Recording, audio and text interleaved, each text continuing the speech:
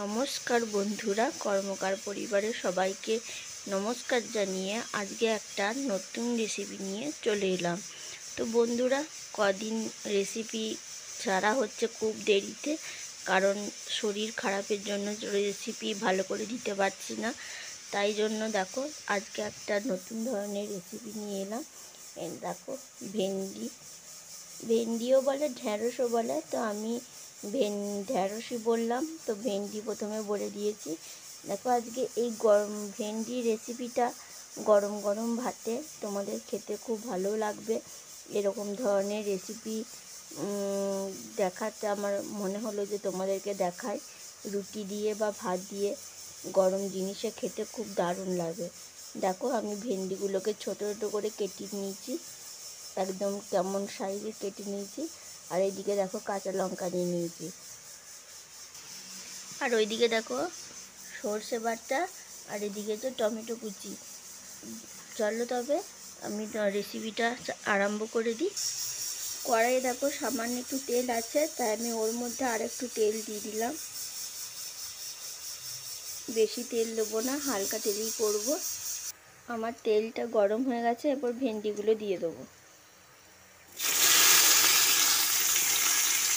দেখো আমি ঢ্যাঁড়সগুলো সব দিয়ে দিয়েছি। এরপর দিয়ে সামান্য হলুদ আর সামান্য পরিমাণে লবণ দিয়ে একটু ভালো করে ভেজে, তারপর দেখো একটুখানি নেড়ে নিচ্ছি।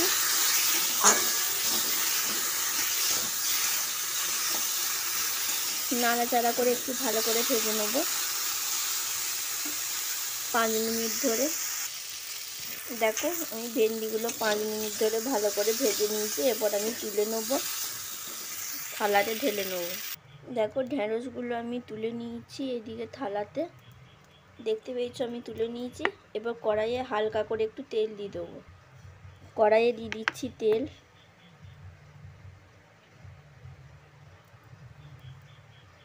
তারপরে দিয়ে দিচ্ছি দেখো 5 ফোড়ন।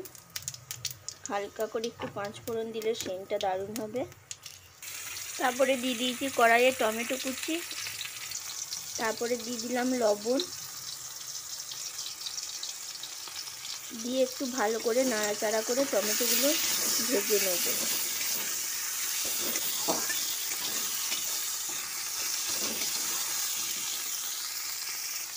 দেখো নুনটা দেওয়ার পর টমেটোটা একটু গলে গেছে, আর হালকা কত সুন্দর লাল লাল রঙও হয়ে গেছে। এরপর দিয়ে দেবো বেটে রাখা সর্ষে,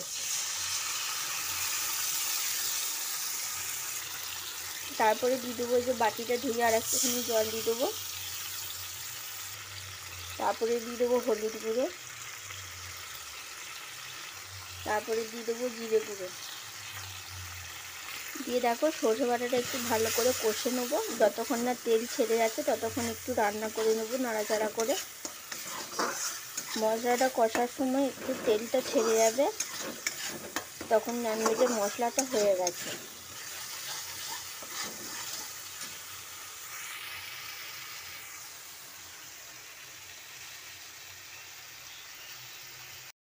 আমার মশলাটা কষানো কিন্তু হয়ে গেছে।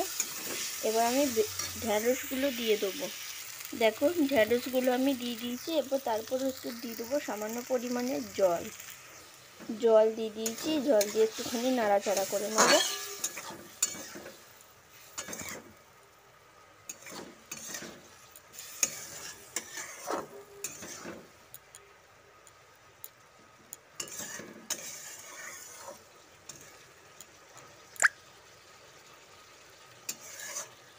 এরপর এটাকে ঢাকা দিয়ে 5 মিনিট আমি রেখে দেবো।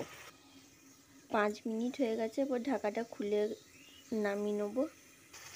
দেখতে পেয়েছো একদম কত সুন্দর ভাজা ভাজা করা হয়েছে।